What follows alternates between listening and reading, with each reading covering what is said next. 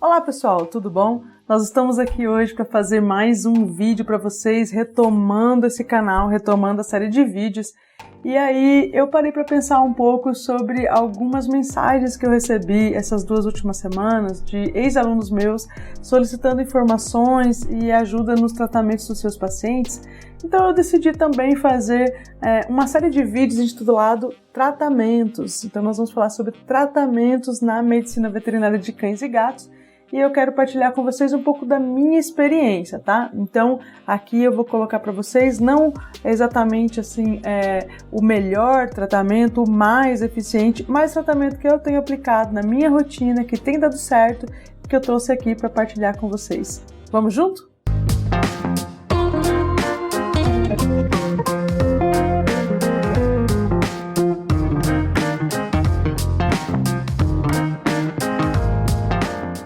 Então vamos falar sobre úlcera de córnea e eu quero falar um pouco sobre úlcera de córnea em geral e depois falar para vocês sobre o tratamento da úlcera de córnea indolente, tá? A úlcera de córnea, então, ela nada mais é do que uma lesão na córnea, né?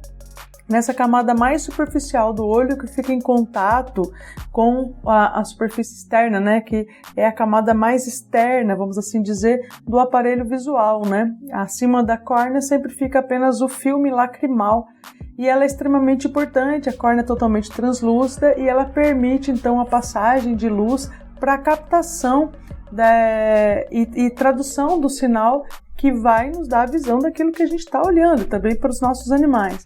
Né? A úlcera de córnea, por que ela acontece? Então, eu trouxe aqui um exemplo de uma paciente com úlcera de córnea. Toda esta lesão é uma gigantesca úlcera de córnea, né?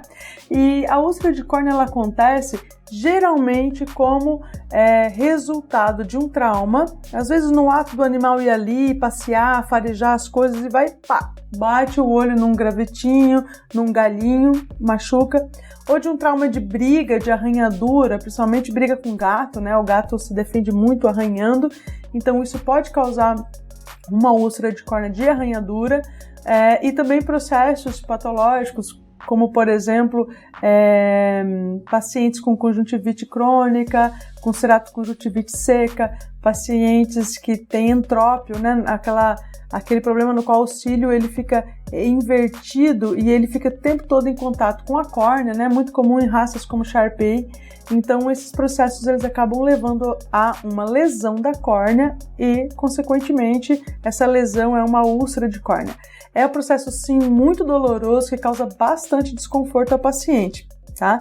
Existem algumas raças predispostas, então as principais raças predispostas são os nossos queridos braquicefálicos, exatamente pela conformação anatômica da órbita ocular, né? Essa região, o achatamento do focinho, com uma conformação anatômica que faz com que o olho fique um pouco mais exoftálmico, né? Então são raças, exoftálmicas, nas quais o olho fica um pouco mais pronunciado fora do globo ocular, da órbita ocular, e faz com que esse olho fique mais exposto, né? Então, exatamente por essa exposição, essas raças são são bastantemente mais predispostas a desenvolver úlceras de córnea. Também está mais sujeito a vir atrito com questões que vêm, sujidades que vêm pelo vento, né?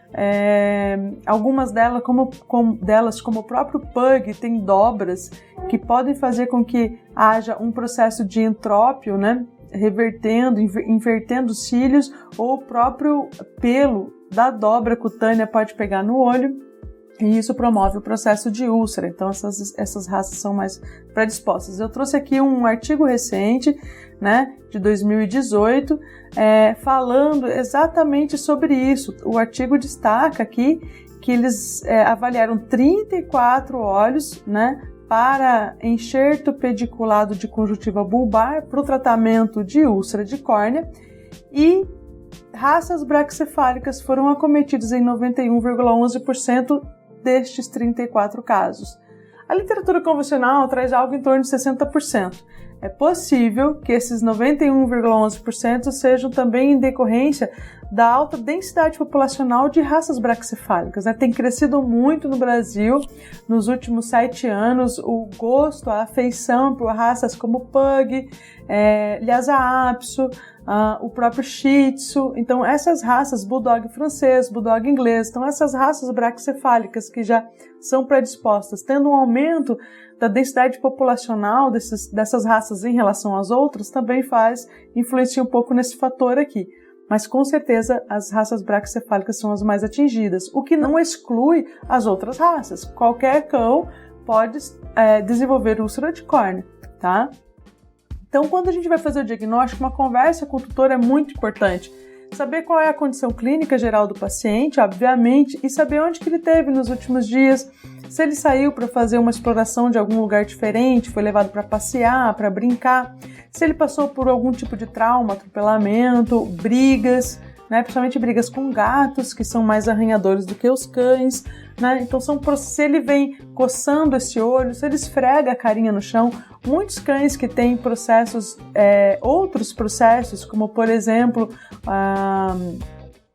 o próprio entrópio ou como conjuntivites, em resultado, a ceratite também, em resultado do prurido, eles acabam esfregando a carinha em tapetes, em paninhos, e isso pode sim causar lesão de córnea, ou passar a mãozinha no ato de coçar, e aí passa a unha do dedo aqui, que fica na face medial, e acaba arranhando essa córnea. Então a gente prossegue com a avaliação das estruturas perioculares, né, junto com a estrutura do globo ocular. Essa paciente aqui, de nome fictício Chuchu, ela é uma mestiça, tá? Essa paciente é uma mestiça, mas uma mestiça braquicefálica. Aqui já tá a curvinha do narizinho dela, tá? Ela é uma cadelinha de aproximadamente 2 anos de idade, que sofreu com sinais vitais todos ok, e que sofreu uma enorme área de ulceração de córnea, tá? Quais sinais clínicos ela apresentava? Inicialmente, muito prurido e dor. Então, a úlcera de córnea superficial, que não é o caso desta, esta é uma profunda, ela até tem mais dor em função da inervação da própria região do que a úlcera de córnea mais profunda. Um lacrimejamento importante aqui na região, a gente percebe aqui a rima palpebral inferior toda molhada, com os pelos todos umedecidos pela lágrima e grumos de secreção aqui também depositados nesses pelos. Na imagem dá a impressão de que esses pelos entram em contato com a córnea, mas eles não entram, tá? É só a impressão da imagem mesmo em função da foto. Uma opacidade de córnea bastante importante. Essa paciente, desde o início, o tutor relata que ela não gostava de sair fora de casa, ficar no sol, e apresentava fotofobia. E o histórico de desconhecido, não sabia o que poderia ter causado essa úlcera de córnea, tá? Então, a avaliação oftálmica, ela inclui essa avaliação da saúde do paciente como um todo, as estruturas perioculares, verificar se não tem conjuntivite, né, a própria blefarite, entrópio, ectrópio, dobras cutâneas, distriquíase, enfim, qualquer tipo de processo, né, que possa estar levando a esse problema.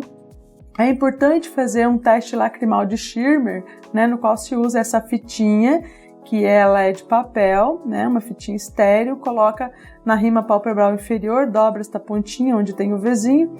Se tiver menos de 10, a produção lacrimal é insuficiente. Se tiver passando um pouquinho de 10, ela é quase suficiente. E se tiver ali perto de 20, é uma produção lacrimal normal, tá? Então a gente faz esse teste para tentar verificar a saúde da produção lacrimal, de como está a lubrificação deste olho aí, se não está tendo excesso. E o segundo teste é o teste de fluoresceína. Deu um probleminha ali no slide, mas já voltou. Teste de fluoresceína, no qual a gente usa também uma fitinha ou colírio, mas é mais indicado usar uma fitinha estéreo com fluoresceína na ponta. Se faz a umidificação com solução fisiológica estéreo, tá? E aí se coloca essa fitinha sobre o olho e vai liberar a fluoresceína. A fluoresceína, ela não cora a córnea íntegra, porque a córnea íntegra ela é hidrofóbica. A fluoresceína só cora quando há algum tipo de ulceração. pode ser um pontinho muito discreto, pode ser várias úlceras, um arranhão vai ficar na forma de um risquinho na córnea, né? E no caso da Chuchu, era uma úlcera bastante intensa, né? Então, é possível de visualizar. O tratamento clínico conservador, indicado naquelas úlceras superficiais, ele é muito eficiente. Ele apresenta um processo de eficiência muito bom, de fácil resolução. Seria muito legal se a gente pudesse indicar óculos escuros, né? Mas na impossibilidade de complementar o tratamento com óculos escuros, eu costumo prescrever um colírio anti-inflamatório não esteroidal. Atenção para isso, um colírio não esteroidal. Por quê? Porque o colírio esteroidal vai causar aumento da erosão da úlcera e a gente vai ter um processo agravado, tá? Então, um colírio anti-inflamatório não esteroidal, que se tiver um processo de dor muito intenso, pode ser precedido por um colírio de atropina, tá? Então, esteroidal tópico para úlcera de córnea, jamais. Em casos onde o teste de fluoresceína é negativo e não tem úlcera, ok, usar o colírio esteroidal, mas em úlceras de córnea, não usar, tá? Um colírio bactericida com ação cicatrizante, porque a córnea, geralmente essa ação cicatrizante, ela é carreada por aplicação do sulfato de condroitina, porque a córnea, ela tem uma porção colagenosa, e o sulfato de condroitina viabiliza, então, o processo cicatricial, e o antibiótico para matar as bactérias. É importante fazer um swab para cultivo bacteriano, a fim de que a gente tenha certeza do agente patológico que está ali. Então, um swab estéreo, uma fricção gentil, algo bem leve mesmo, para não causar mais dor ainda, pode ser enviado ao laboratório, deve ser enviado ao laboratório para uma análise definitiva. Colar elisabetano sempre, durante todo o tratamento. Lembrar que o paciente, ele tenta esfregar o rostinho no chão em estruturas para se coçar, ele tenta passar a mãozinha para se coçar, e esses processos vão causar ainda mais lesão. Cuidado com contactantes com outros cães. As cães têm o hábito de lamber partes doentes do corpo dos cães com os quais convivem. Então tem que tomar cuidado. Se tiver um outro cãozinho que fica lambendo o olho daquele ali, talvez o outro cãozinho também tenha que usar colar elisabetano para evitar, né, uma recontaminação bacteriana. A gente não quer bactérias da boca ali no olho e, enfim, e impossibilitar o tratamento. É muito importante a gente ter a seguinte conversa com o tutor, que seja aplicado o colírio anti-inflamatório, espera 5 a 7 minutos e aplica o antibiótico cicatrizante. Por que a gente faz essa espera? Para que um colírio não lave o outro. Se a gente põe um colírio e logo na sequência pinga o outro colírio, a chance de que um tire o outro e eu não tenho ação efetiva nem de um nem de outra é muito grande, tá bom? Muito bem. E um acompanhamento que deve ser feito, eu costumo fazer acompanhamentos de 5 em 5 dias. Em geral, os pacientes do 5º ao 10º dia estão completamente curados. Tá? Então, quando a úlcera é superficial, a gente tem um bom tratamento, desde que o proprietário, o tutor, seja uma pessoa bastante colaborativa, né? Tem que usar essas medicações TID ou KID, tá? Por um período aí mais ou menos de 7 a 10 dias e o paciente vai ficar completamente curado e a gente tem certeza da cura repetindo o teste de fluoresceína e ela não vai mais, quando ela deixa de corar a córnea, nós podemos deixar de aplicar o tratamento. Algumas úlceras, no entanto, elas são muito profundas, como o caso da Chuchu, ou elas não respondem ao tratamento convencional. Tem bactérias, tem um processo patológico já instalado há mais tempo e aí não responde adequadamente. Então, existem técnicas diferentes de abordagem e uma das técnicas de reparo dessas úlceras é o flap conjuntival bipediculado e eu gostaria hoje de apresentar essa técnica para vocês. A gente fala aqui mais de clínica, mas achei bem interessante apresentar essa técnica de bipediculado dessa minha paciente Chuchu, que foi realizado há um tempo atrás com sucesso. Tá? Então a gente tem uma grande área de lesão com uma profunda úlcera de córnea e infelizmente eu não tenho uma foto lateral, mas dava para ver numa avaliação mais próxima também que a gente já estava iniciando um processo de descemetocele nessa paciente. Tá? Foi realizados os exames pré-operatórios, né? como atingiu a membrana de Descemet e era uma úlcera muito grande, atingindo toda a face medial do olho aqui, né? Toda a região mais superficial do olho, mais cranial e tudo atingido, nós decidimos pelo flap conjuntival, tá? E esse flap ou retalho conjuntival é bastante eficiente. Então, a paciente foi levada à cirurgia, né? Após realização de todos os exames pré-operatórios, foi realizada uma limpeza bem abundante aqui da região, tá? Como não havia contato dos pelos com a região ocular, nós optamos por não realizar a trico aqui nessa região, limpamos abundantemente com solução fisiológica, tá? Aplicamos colírio antibiótico aqui na região, foi feito um desbridamento dos bordos da lesão e uma discreta, né, microincisões muito discretas em grade, para quê? Para facilitar a adesão do flap aqui à região da úlcera e proporcionar uma melhor neovascularização, um melhor aporte de substâncias para a região. Aqui é a dissecação do flap conjuntival, que ficou pediculado no canto medial e no canto lateral do olho. Precisava ser um flap grande, a fim de recobrir toda a estrutura, porque era muito grande. Depois a sutura, né, com fio oftálmico, com fio 5.0 absorvível, a sutura foi realizada. Depois aqui já terminando, perceba que toda a região vai ficar fixada e que eu tenho um pedículo no canto medial e um pedículo no canto lateral. Isso mantém toda a vascularização desse retalho de conjuntiva que é depositado sobre a córnea e proporciona com que haja uma nutrição, um aporte de substâncias, que é o que a gente quer com essa cirurgia. Então, no acompanhamento pós-operatório é imprescindível, saiu da sala de cirurgia, imediatamente antes de acordar, antes de acordar 100%, coloca o colar lisabetano na paciente, o paciente acorda de colar. Vão ser prescritos os colírios, sim, né? Antibiótico, anti-inflamatório.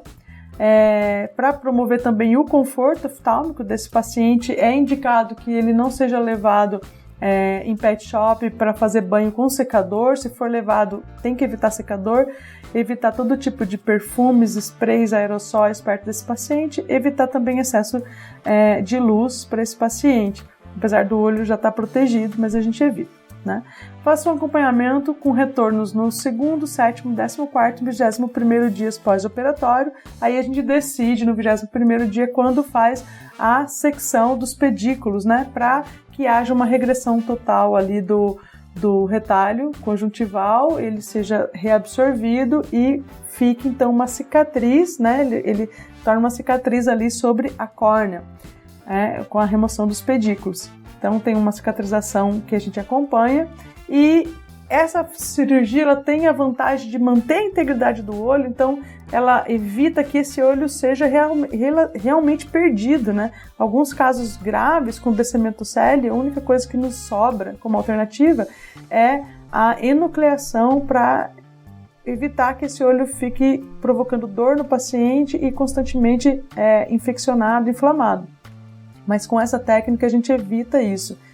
Permite uma visualização da câmara anterior do olho, da estrutura durante o pós-operatório. Então a gente consegue visualizar. Quando a gente faz uma cirurgia no qual há uma tarsorrafia, por exemplo, muitas vezes ela não permite uma total visualização.